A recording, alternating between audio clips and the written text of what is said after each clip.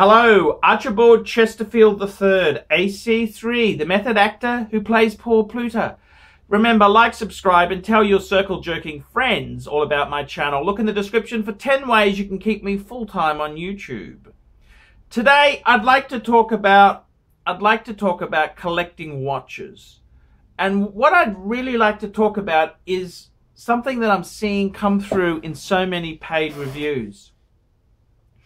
And it's the compact sports collection. The compact collection. And I gotta tell you something. I really prefer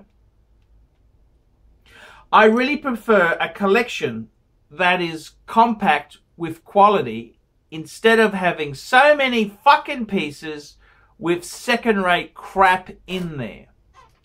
Now, you know, a good friend of mine, Clyde, I was talking to him this morning, and he said to me, what's the difference between a collector and a hoarder? And I said, you know, I think a hoarder is somebody who will never sell anything.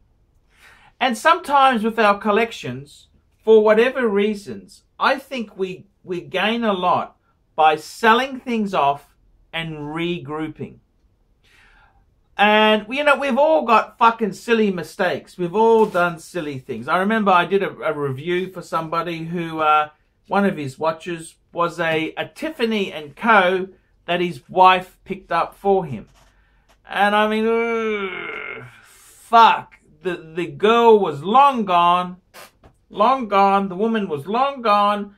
Get rid of the fucking thing. Get fucking rid of it. And that's where I got a lot of respect. I mean, when you've gone through the hobby, it takes... See, this is the whole thing with the hobby of watch collecting. We all want to build a perfect collection. We want it to be balanced. We want it to be respected by watch enthusiasts and collectors. We want it to hold up to scrutiny.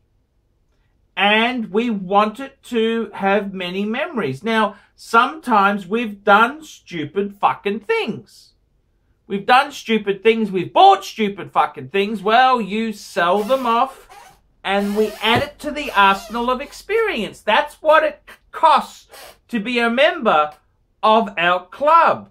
That we do churn over things. And I think this is the difference. What's the difference between a hoarder and a collector?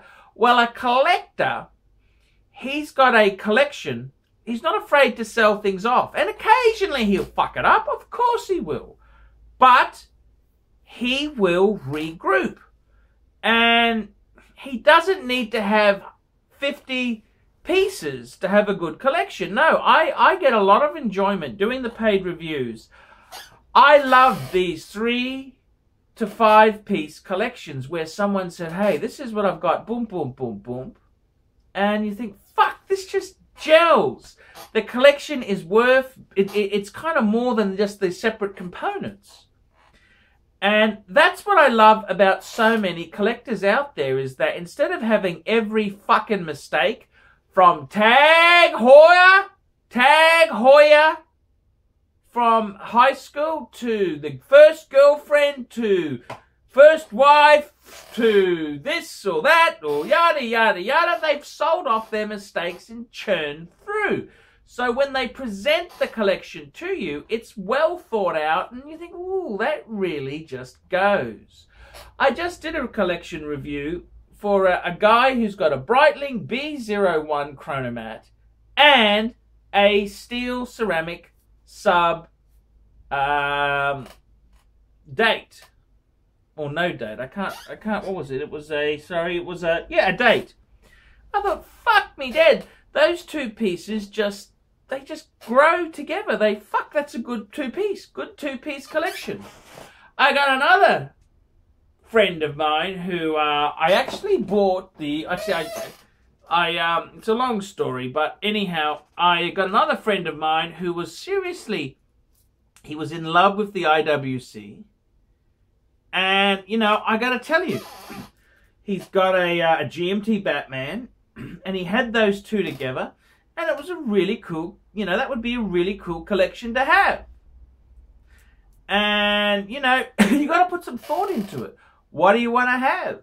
And I really love these compact, small collections. I got another friend of mine, Greg Kinder, the piano virtuoso, and he's got a two-tone bluesy sub, two-tone GMT black, and a white two-tone Daytona. I think, fuck, what an unusual collection, two-tones. And it just pops. It really fucking pops. And that's what I love. I think the difference between a collector and a hoarder has every fucking piece that he's ever had, from his petrol station purchase to whatever. Whereas a collector, he will let pieces go, and he's redefined his collection. He may not have more than 2 pieces. He may just have 2 pieces. But he's got the experience, he's gone through the journey, he's learnt. And that's exactly what makes a collection great. And in my opinion there, nothing can be finer than a well thought out, it's a journey. It's not the destination that's important, it's the journey. That's what this hobby is. See, you could start with 3 perfect pieces and never buy any again. You think, oh, fuck, what did you learn? And I mean, I've had Pateks, I've had Rolexes, I've done things. You experiment and you get bitten on the ass. I love a collection that's, I tell you, I really do love a compact collection. In fact, I'm thinking about shifting a few pieces myself. Compact collection. And I think that's the difference between a collector and a hoarder. A collector knows that the worth of the collection develops by letting fucking pieces go. A hoarder just keeps everything. I'm Paul Pluta. This is the Archie Luxury channel and the Paul Pluta channel. Tell me what you lousy, miserable hoarders think of that.